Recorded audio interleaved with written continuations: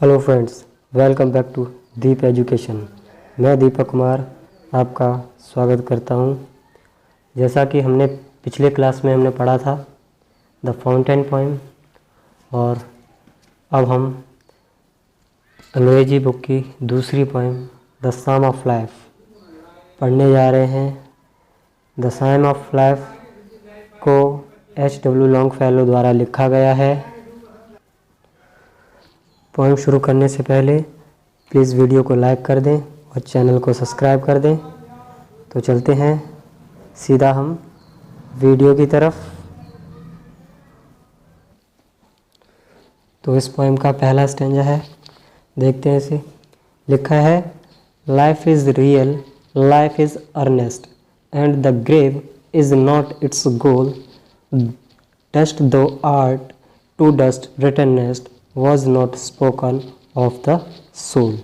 कहा गया है कि life is real, real means होता है वास्तविक। Life is earnest, earnest means गंभीर।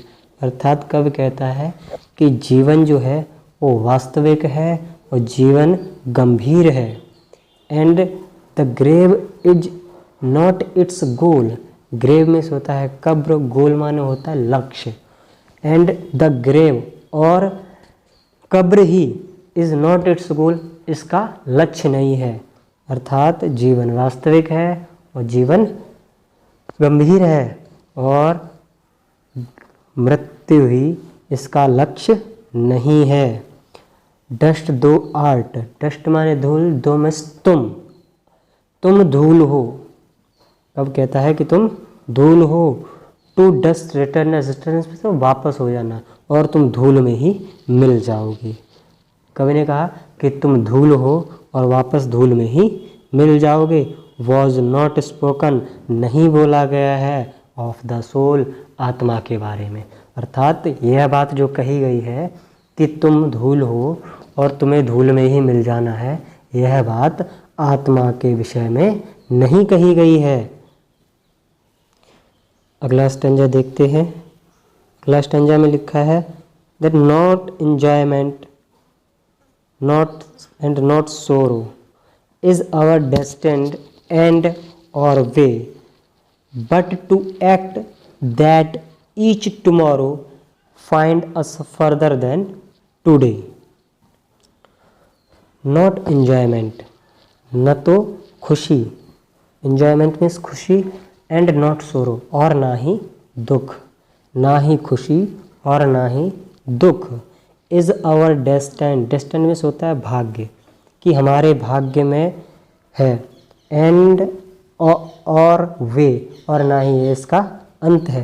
अर्थात हम अपने भाग्य में न तो खुशी और ना ही गम के लिए आए हैं, बट टू एक्ट, किंतु हमें कार्य करना चाहिए, लेकिन हमें कार्य करना चाहिए है।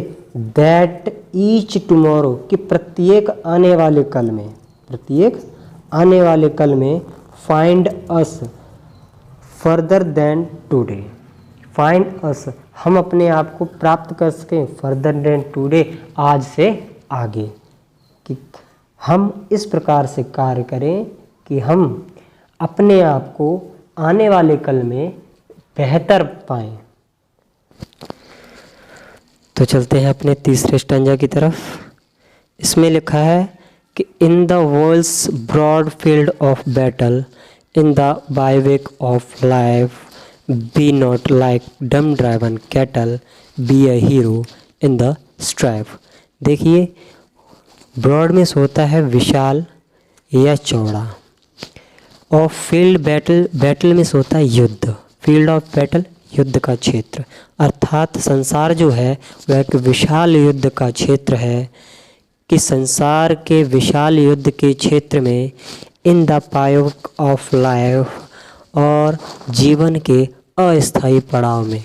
बाईवेक, बाईवेक में होता है अस्थायी पड़ाव, जीवन के विशाल युद्ध के क्षेत्र में और जीवन के अस्थायी पड़ाव में। बी नॉट लाइक डम्ब, कि हमें नहीं रहना चाहिए कैसा, कि गूंगों की तरह, कॉमा ड्राइवन कैटल, हाँके जाने वाले पशुओं की तरह।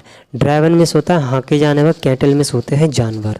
कि हमें अपने जीवन में इस तरीके से नहीं रहना चाहिए कि कोई गूंगे जानवर जैसे होते हैं और उन्हें जिधर हाँक दिया जाता है वह उधर ही निकल पड़ते हैं।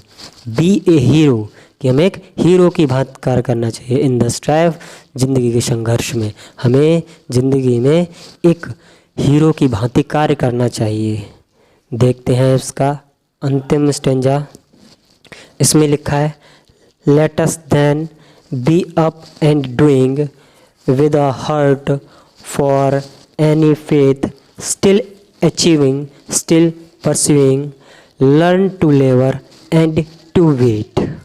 देखते हैं, लेट अस, आओ चलें, then be up and doing, अब काम करने के लिए खड़े हो जाएं, विद द हार्ट, पूरे दिल के साथ, फॉर एनी फेथ, किसी भी किस्मत के लिए, स्टिल अचीविंग, स्टिल परस्यूइंग।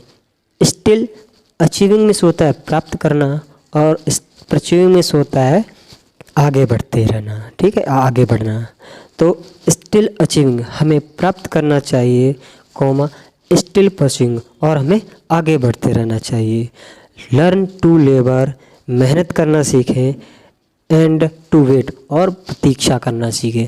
अर्थात कवि कह रहा है कि हमें अपने जीवन में हमेशा आगे बढ़ते रहना चाहिए और मेहनत करते रहना चाहिए और फल की इच्छा नहीं करना चाहिए, क्योंकि फल तो ईश्वर देता है। तो इसी के साथ हमारी यह कविता ख़त्म होती है। तो thank you so much. Please subscribe the channel and like the video, of course. Thank you so much again.